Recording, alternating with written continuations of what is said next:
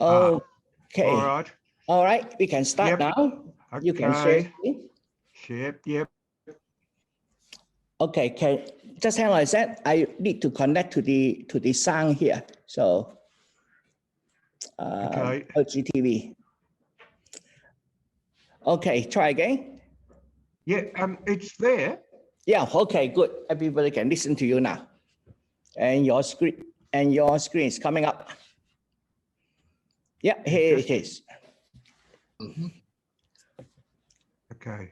Okay, today we have Albert again to help us with the Jewish languages. Okay, so we had talked about that last time, so we are continuing with that. Albert, it is your now. Thank you very much. Good day, everybody. How many of you are there in the room with you, Albert? Including me, 5 here. Aha. And there's another, more online including today. me, there's another 3 online. Yep. Okay, now we had a look at all the languages that could be called Jewish languages last time, and we saw that probably the 5 most important was Hebrew with a biblical dialect, which we talked about last week, Hebrew classical, which we talked about, and Hebrew Ivrit or modern Hebrew. Today we're going to talk about Yiddish, Ladino, and Judeo Aramaic. So let's start with Yiddish. Yiddish is mainly derived from medieval High German or Old German, with some Hebrew as well, some Aramaic, Slavic, and traces of the Romance languages. It is claimed that just over 1 million people speak it as their first language, and many others use it as a second language. Now, how did it come about? From 1069 and throughout the 12th, 13th and 14th centuries, Jews fleeing Germany, and there were a number of expulsions from various places of what is now Germany, but as you probably know from your history, was originally a dozen or so different states. People fleeing spoke Old German, and this evolved into Yiddish, becoming the lingua franca of Jews in Poland, Lithuania, Russia, and neighboring areas. In other words, North Central Europe. Yiddish is normally written with Hebrew letters, although it can sometimes be written with Latin letters like English is. Wikipedia claims that Yiddish is currently spoken in the places that you see listed on your screen. I have added to that list Ireland, New Zealand, and South Africa, where it is quite common amongst Jewish communities, and I'm surprised Wikipedia hasn't picked that up. I should add it myself, I suppose, saying anybody can add to Wikipedia. We might skip that. Yiddish was primarily a language of the Central and Eastern European ghettos. Now, I presume everybody knows what a ghetto is. Yep. Therefore, for many people, Yiddish was a reminder of Judaism's unfortunate past. Now, as we learned last week, it was decided in the 1930s that the language of the State of Israel when it was formed would be Ivrit or modern Hebrew.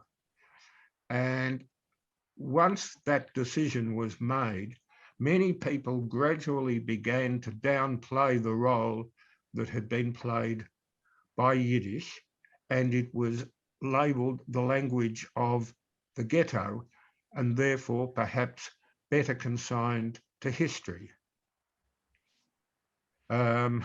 As we've seen, in the 21st century, only a small minority of Jews speak Yiddish as their first language, but many such people fight to save the language.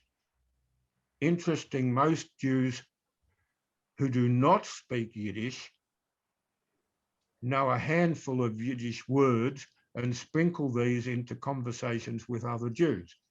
And I would put myself well and truly in that category. So you are saying that, one question, what is the population in Israel? In Israel. where? Israel. In Israel, it's now about 5 or 6 million, I think. 5 or 6 million, and you have about 1 million speaking Yiddish. Yes. And then how about those spread outside of Israel? How many Jews are there in the rest of the world? Do you have an estimate? Ooh. I was giving a talk a couple of days ago when we looked at the population of Jews throughout the world. I think it's about 14 million. 14 million. Okay. It's the 10th largest religion in the world. Is in the last few years, or about a decade ago, I think I'm right in saying that Israel overtook the United States as having the world's largest Jewish population. Okay, but, you want me to put that into context, you must remember that Israel is about 1/3 the size of Tasmania. It's a very small place. So, but Israel technology is very good. Technically, Israel is very good in technology. Oh, absolutely, yes, yes. Okay, now, Albert, are you able to download? That? Yeah, I have. And let me see, which one is that? Is that this one?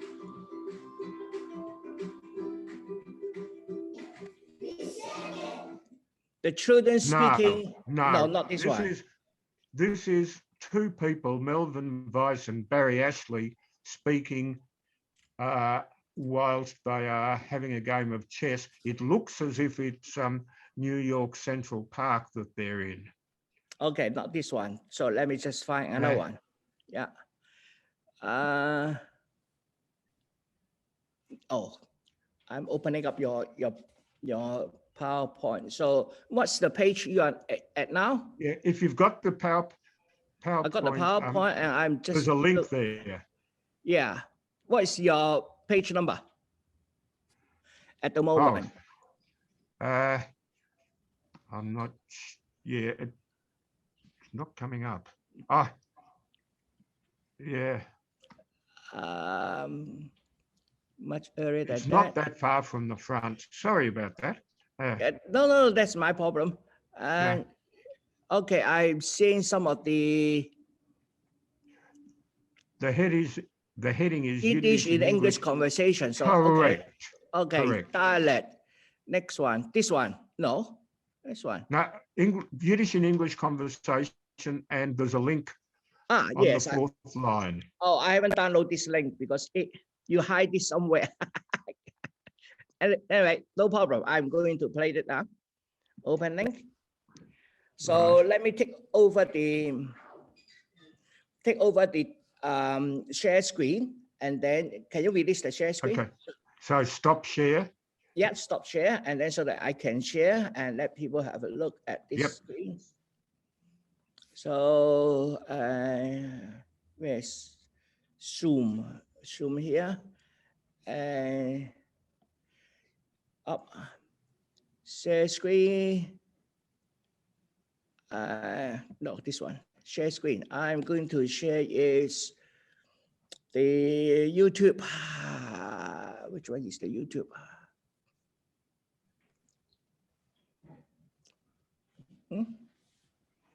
Not the children.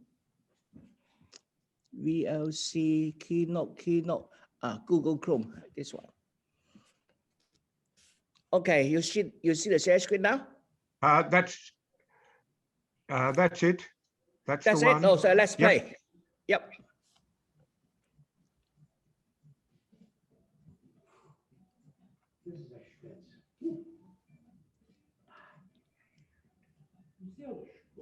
Oh, the sound is extremely soft. Can hardly hear it, Albert. Yeah.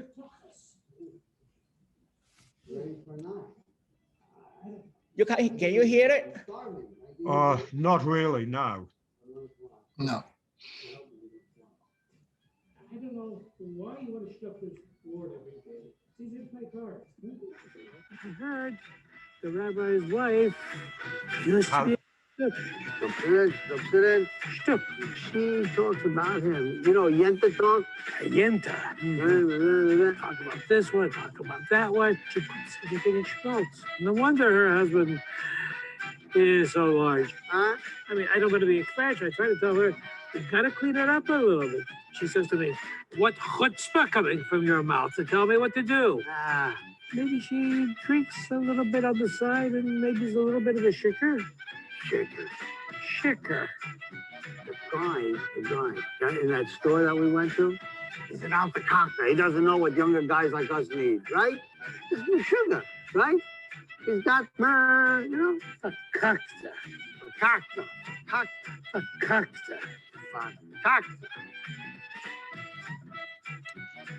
Okay.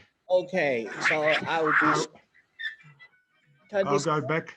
I'll click on share screen. Yeah, go ahead. Sorry. Okay, I stopped the share screen.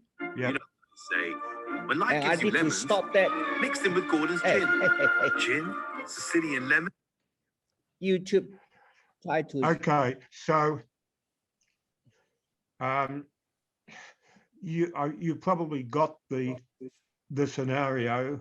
The two blokes were speaking a strange mixture of English and Yiddish, and we had various words used there. Schwitz is sweat, schmutz, dirt, schmutter is clothes, or you often talk about the rag trade as schmutter.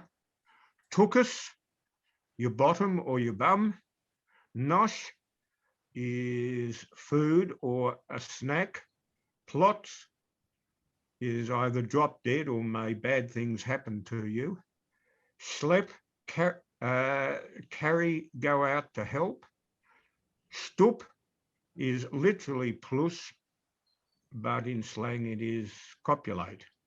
Yenta is gossip. Schmaltz literally means chicken fat, but in slang it's soft-hearted. A kvetch is a complainer. Chutzpah is cheeky. Shika is drunk. Alter kaka is an older person. Meshuga is crazy. Fakata means all messed up. And you can guess which English word fakata is a derivation of. Now, is there anybody who hasn't heard many of those terms used? Yeah, before? most people smiling here. So obviously, there are people who knows, but there are two people who doesn't know. Two people have never heard chutzpah, nosh. Is that no? It's not chocolate. Which one? Kruspa is a name of a chocolate. Chutzpah means cheeky. Yeah, but it's the name of a food, is it? I can't hear. Is that a name of a fruit? No. No. Okay, you better tell me what is the English swear word of that for kata is. I think you know, Albert. Oh. Okay, thank you. I mean, look, when you think about it, the word really has two meanings. The sexual act has no derivation in Yiddish, but when we talk about, well, pardon me using the word, when we talk about something being all fucked up, the root is definitely from fakata. And so we can see there that about half of these words have an asterisk next to them, which means that they are actually recognized as being English words by Wikipedia. Oh, So let's move on. Can I just say something? yes, there's a question. The altar, Yeah.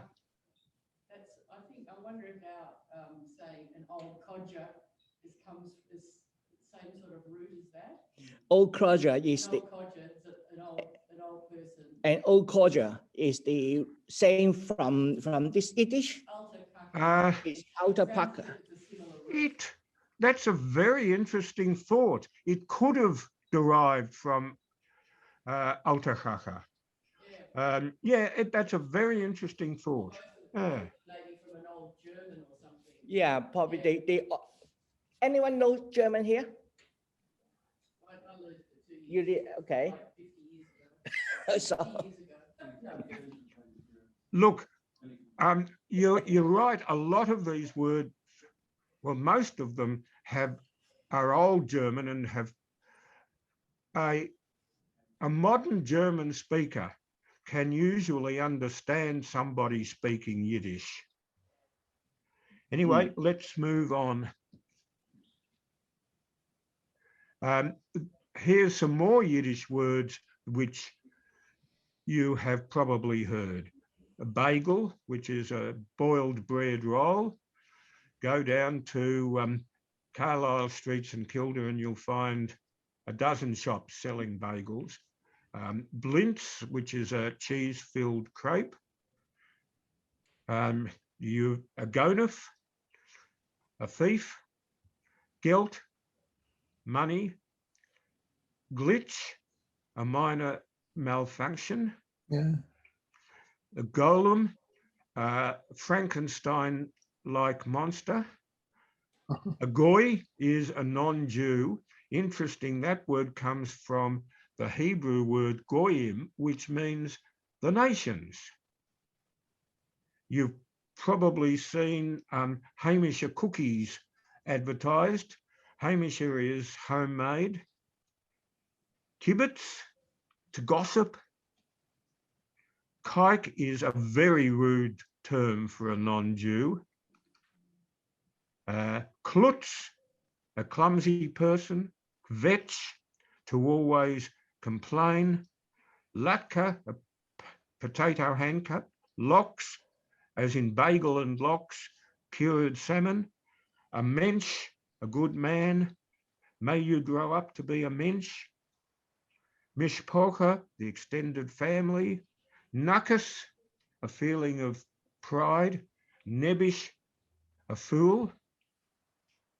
You've often heard Jews say, nu. So, how are you? How's the family? How are you going? So next time I can say new to Yeah, you. you can. Nush means to eat, and of course, it is the derivation of the Aussie slang term nosh. Oi, which is an expression of pain and horror. But we Australians Now- use oi, oi, oi. Oi, oi, yeah. Look, there is a true story When Albert Einstein was told that bombs had been dropped on Hiroshima and Nagasaki, his only response was, "Oi." Then you've got, which is a smack, schlemiel, a clumsy person, schlock, cheap, to schmooze is to have small talk. Snozzle is your nose. Many of you will remember that Jimmy Durante, who was around in Hollywood in the 30s and 40s, had a very big name, and his nickname was Snozzle Durante. Stick, a piece of writing, or usually a comic act. Stumm, stay stumm, keep quiet. Shul is a synagogue. Spiel, a sales pitch. Spritz, to sprinkle or spray. Tushy or tush, again your bottom. And yarmulke, a skull cap. So again, I presume many of you will recognize a lot of those terms. Oh, there's a lot of SH sound there. Yeah, you're right. Beginning at the end, SH signs so often. Okay, let's go over to America. The major United States home of Yiddish used to be New York's Lower East Side. And I did spend an afternoon looking around the Lower East Side. There are only about half a dozen synagogues still operating in the region, but there are many buildings, such as the ones you see illustrated there, which were designed as synagogues and now have completely different uses. A few of them, including top left and top center, still have Hebrew lettering on them.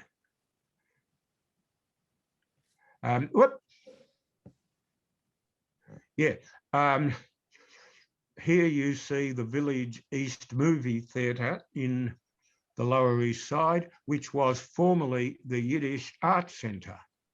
Now let's move to Melbourne. In Melbourne, the Kadima is a society which is the home of Yiddish culture and language. Now, who recognises the building on the left? You can see that's in Lygon Street, Carlton, and it is now an Italian club known as the Aeolian Hall, but until the early 1960s, it was the Kadima and the home of Yiddish Melbourne. The Kadima has...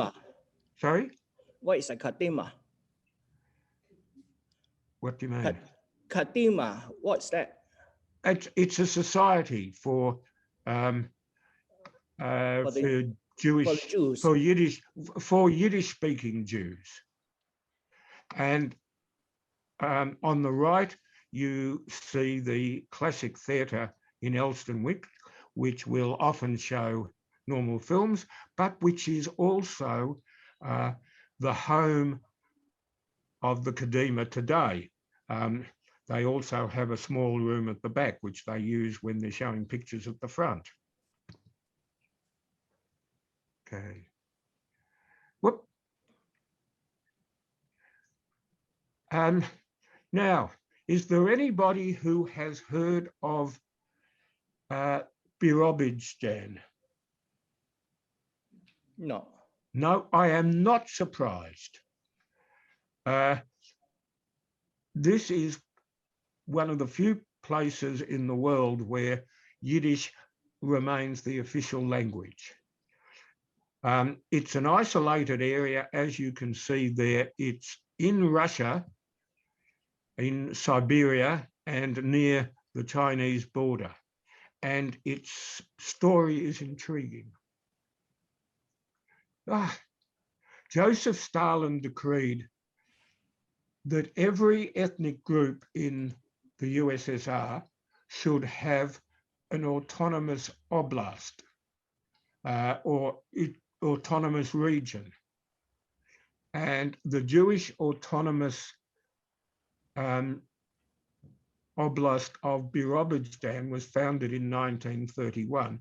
Now, most ethnic groups in the USSR had geographical areas where the majority of those people were situated, but that was not the case with the Jews.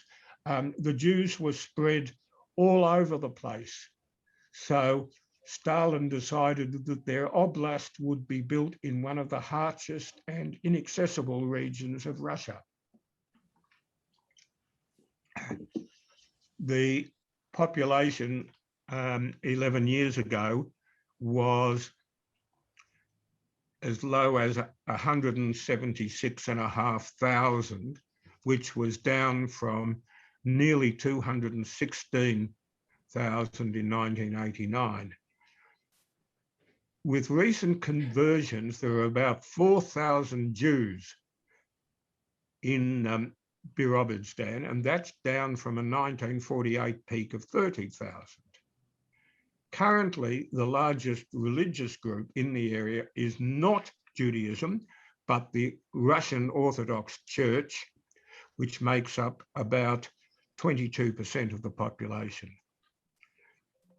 However, despite this, there are Jews, and you can see there the current synagogue, which was dedicated in 2004. It's beautiful. And there is the Annunciation Cathedral in Birobidzhan. Yiddish is again taught in all schools in Birobidzhan. It's the language of the area. There is a Jewish newspaper and a Yiddish radio station. These postmarks are interesting because we can see Yiddish with Hebrew letters used on the one on the left and the one in the center. Birobidzhan is a major stop on the Trans-Siberian Railway.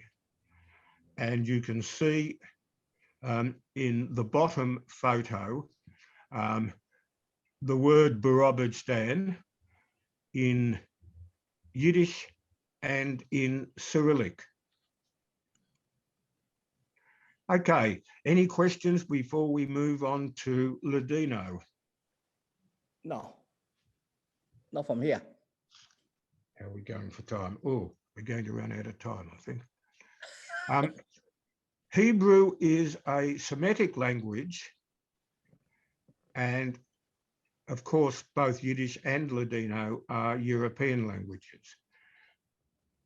As we've seen, Yiddish was the lingua franca of Central and Eastern Europe, and in a similar way, Ladino played a similar role in Southwestern Europe, particularly the Iberian Peninsula, Spain and Portugal.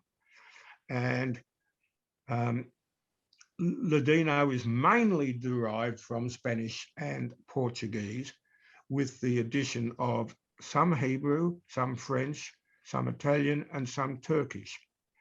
Like Yiddish, Ladino is usually written with Hebrew letters, although it can be written with Latin letters.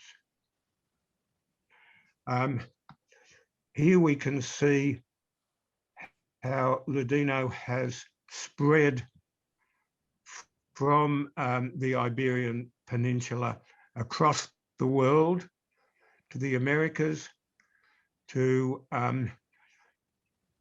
Holland and Amsterdam, particularly across the Mediterranean, ending up in Greece, Turkey, and even in what is now Israel. Okay. Now, what does the word Ladino mean? In Spanish, it means sly or cunning. In other words, by using the word Ladino, the Spaniards were insulting the Jews. Here we see what appears to be the only newspaper which was printed in Ladino, and as you can see, it only lasted for 4 years. Here is a Haggadah, which is the book that is used on Passover, on the 2 nights of Passover. We see Hebrew here on the right, and we see Yiddish on, Ladino on the left.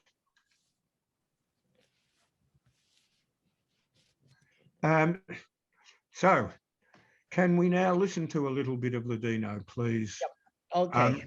You want me to press stop share? Yep, please. I think I have downloaded this one, which is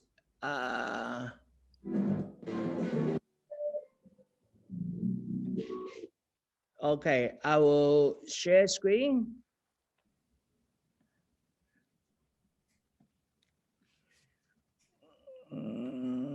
Share screen, this one,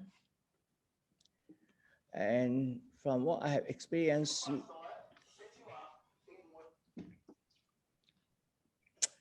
I better switch the sound to High as it can go. the sound, and then play this one. Good.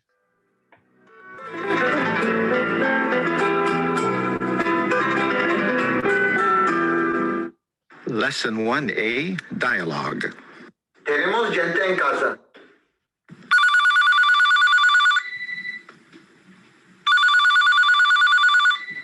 Clara, soy yo, Lea. ¿Cómo estás, Hanum?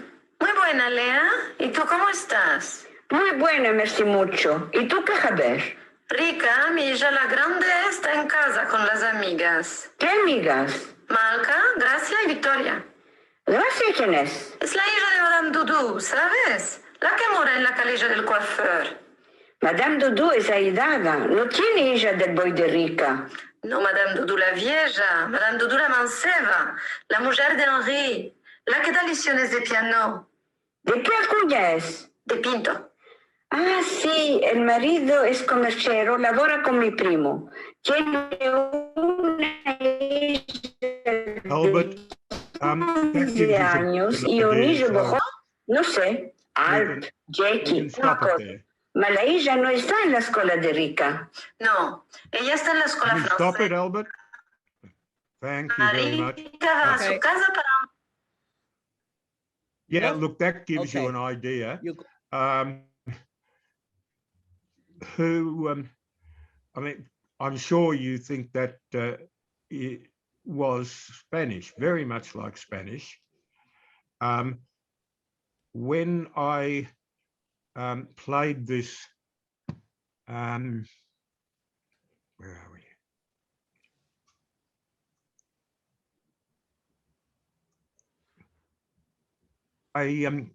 I gave this presentation at U3A in Deep Dean some years ago, and somebody said that the Ladino you've just heard is very, very much like South American Spanish. And that makes sense to me because that would also be derived from Old Spanish, just as Ladino is.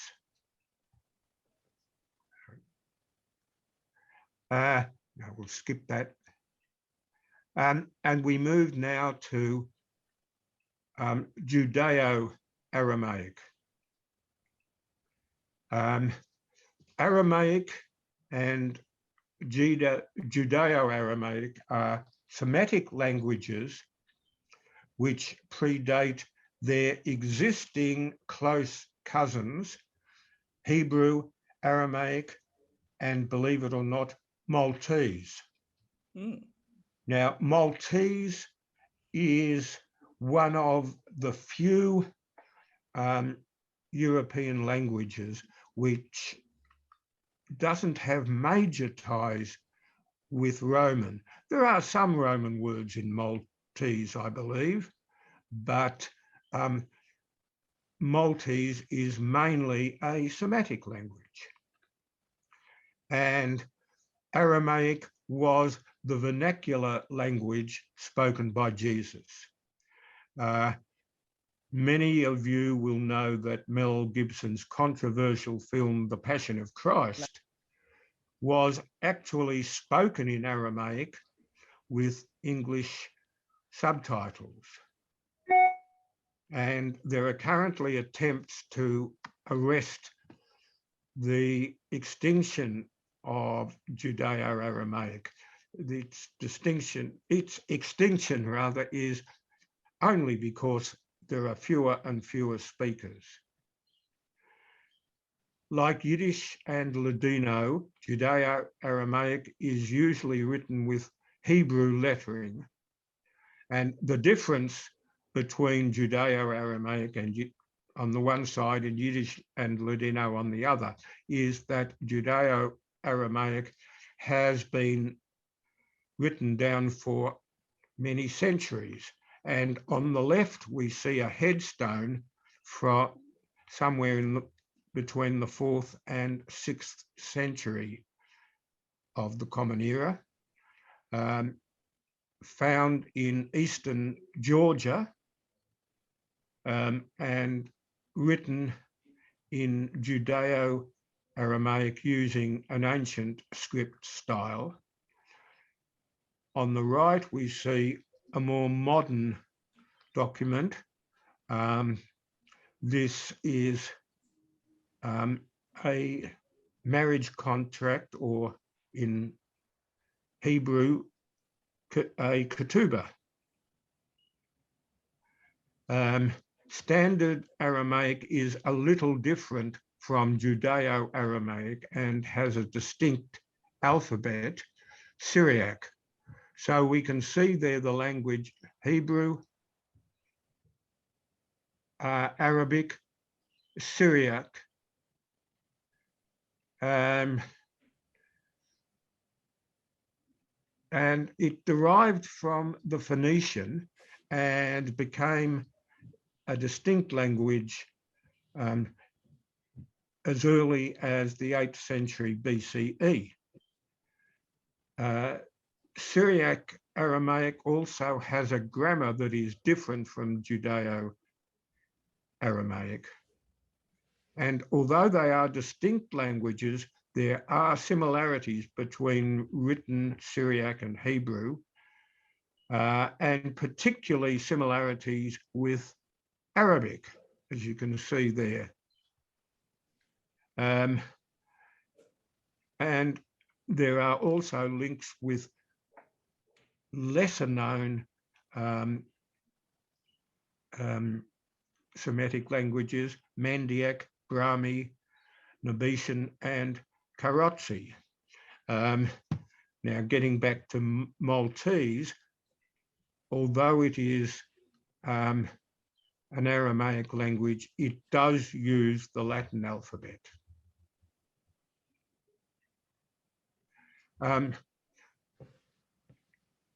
recently there have been attempts to stop the extinction of Aramaic, as I said. It is spoken in the areas of Syria, Iraq, and Iran that are shown in green. And it is also spoken by very small minorities in Europe, USA, Canada, Australia, and New Zealand.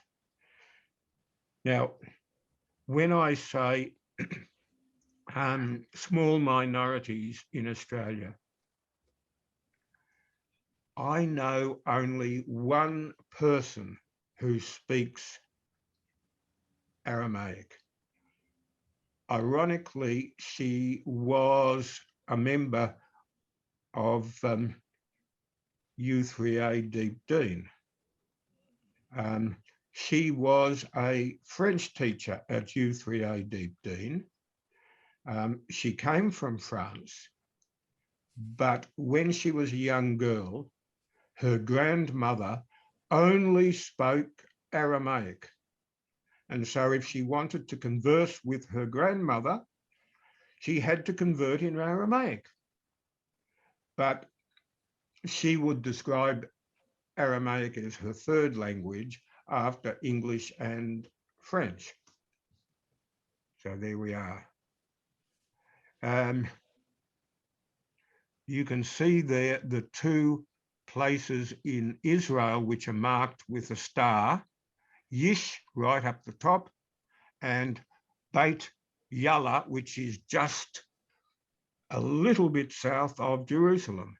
And though these are the places where Judeo Aramaic is spoken today.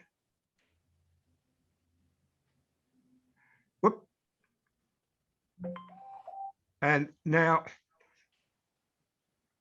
we're going to go from Judaism to Christianity, and we're going to hear a recitation of, or should I say, two recitations of the Lord's Prayer.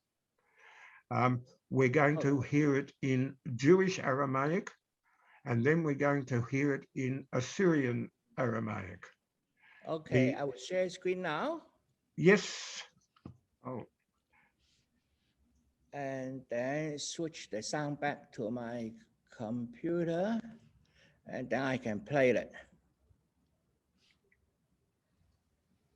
Abund bishmaya, yitqadesh shmach, titei malchutach, tiher otach, echmad bishmaya, kin af ber'a. Lachman mer'a, hablan yomadin umachra, ushbaklan chubain, echmad af shbaklan l'chaibain, ve'al ta'elan anisayuna, ela etzelan min bisha. Amen. أعوذ بشمية نتقداش ماخ تيتي ملشوتخ نهوي صويانخ كنت بشمية أب أرقى حولا لخبة سنقانا يومانا وشوقلان خوبين كنت آب خنان شواغن خياوين ولا تعلن ذسيونا ألا فصل من بيشا مطل ديلاخي ملشوثة خيلة وتجبختة العالم ألمين آمين. Okay. So we still have some time. Any question? Yes.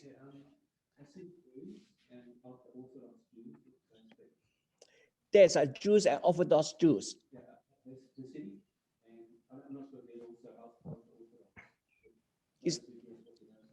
What do they speak? I can't hear the question. The question is, the Jews and the Orthodox Jews, what do they speak? Hasidic. Hasidic. The Hasidic Jews are ultra-Orthodox Jews. What do they say? They would mainly speak Hebrew and the vernacular. So in Melbourne, they'd speak Hebrew and English. Which Hebrew?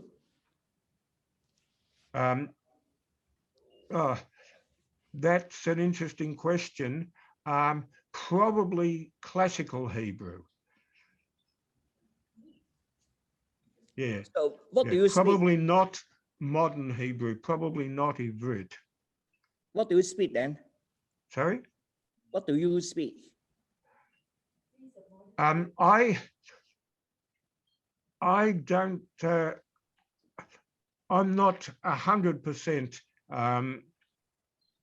familiar with Hebrew.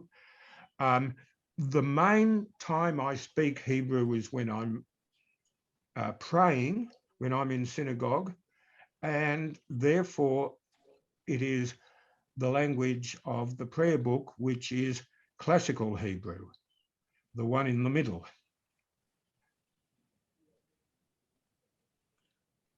Okay, any other question? Are the people who speak classical Hebrew able to understand those who speak modern Hebrew? Oh, So absolutely. Absolutely. They can understand each other. Yeah, look, the three, this is what we were talking about last week, of course, but yeah. The three Hebrews, well, they've all derived one from the other. It's like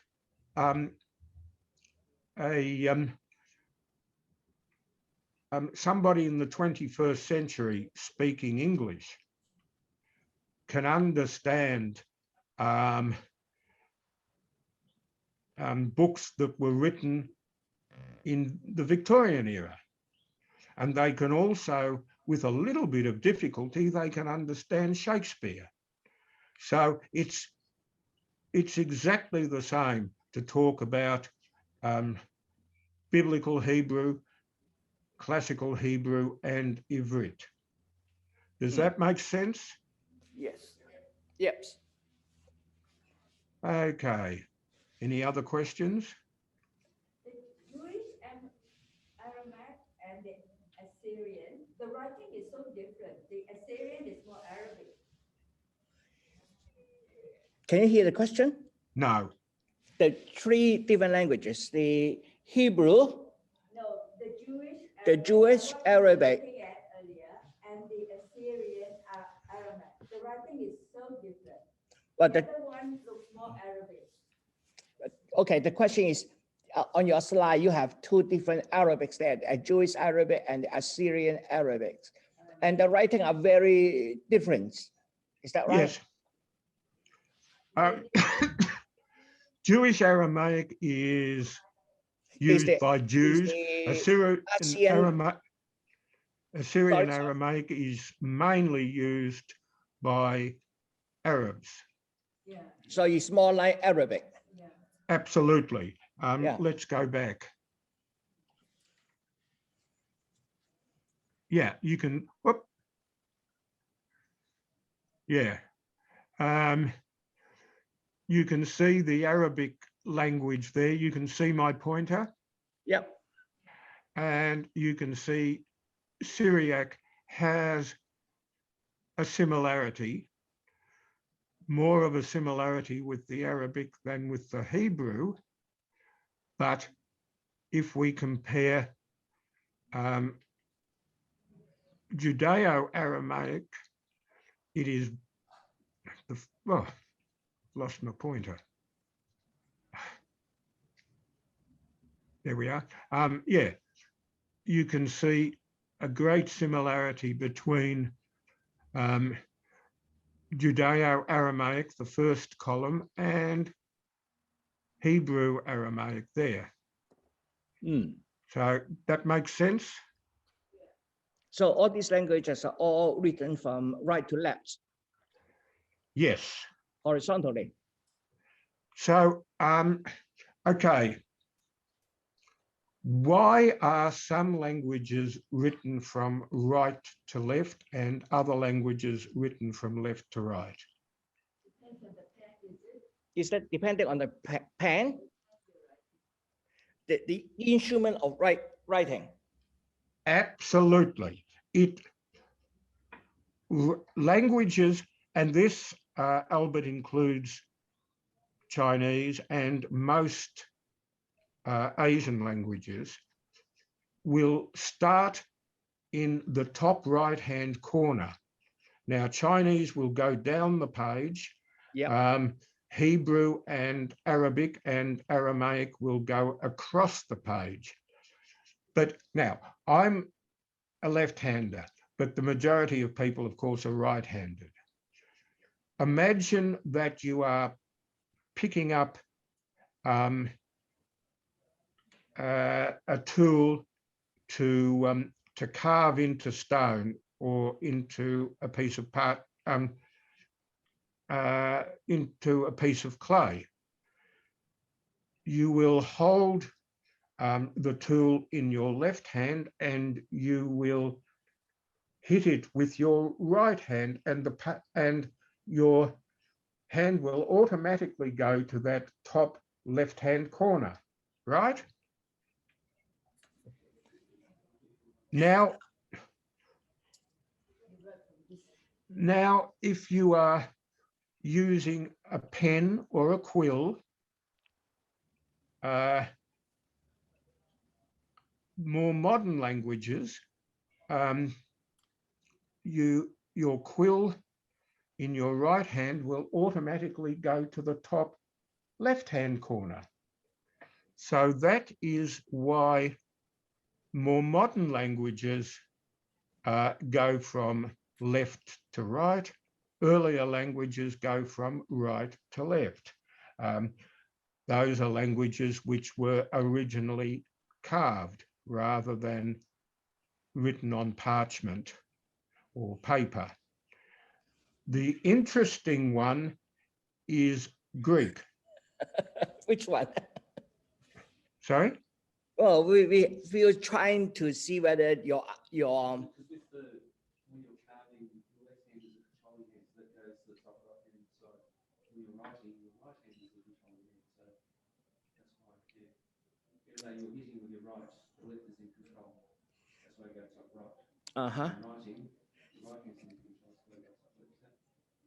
It makes sense. Okay, he agreed that you make sense. Ah, right. Okay. But I was going to say that Greek is interesting.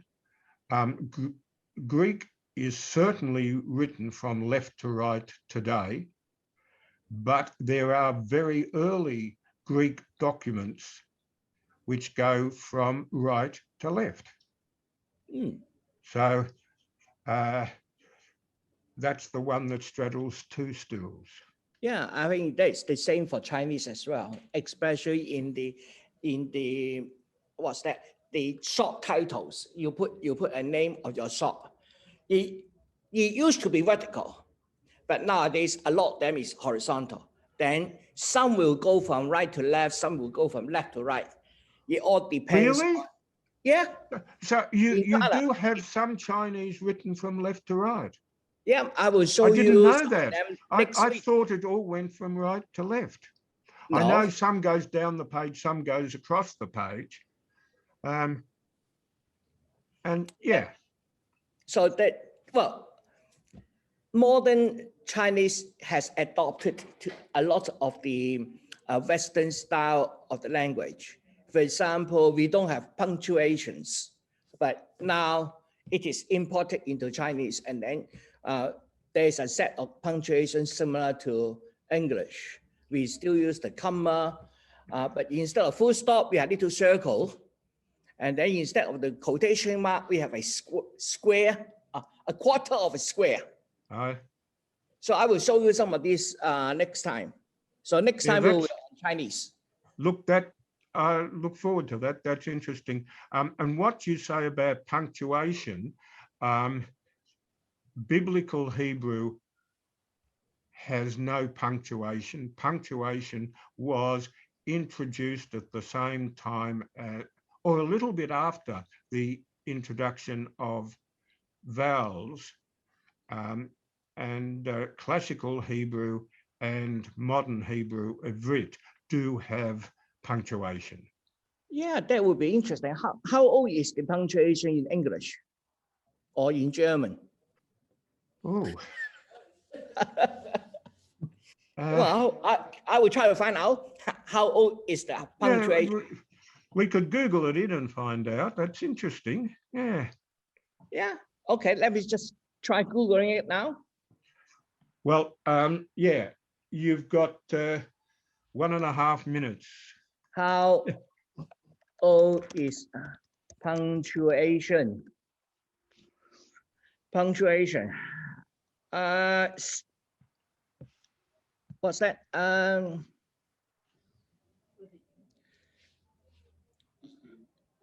History. Okay. History. Okay. Let me. Are you on Wikipedia? Yeah, I'm on Wikipedia at the moment. Let's see. Thought so. Where? Oh, it doesn't say English, but 9th century BC. 9th century BC. Oldest known document using punctuation. Okay, 9th century BC. That means. Oh, that's very early. That's Yeah. some language, but anyway. That's very old. Yeah. Yeah. So we could probably guess that yeah, it's after writing. So probably writing start about 4,000, 5,000 years ago. So the punctuation according to this will be about 3,000. So yes. Okay, we could thank you. probably guess that Roman language had vowels right from the beginning, if that's the case. I think so. Yeah, anyway, thank you so much, Albert. Oh, well, I hope you you all got something out of that. And yeah. Albert, I'm looking forward to learning some more about Chinese next week. Yes, next week we'll talk about Chinese and then teach a few Chinese letters to you. Okay, thank you, Albert. Thank you. Good on you.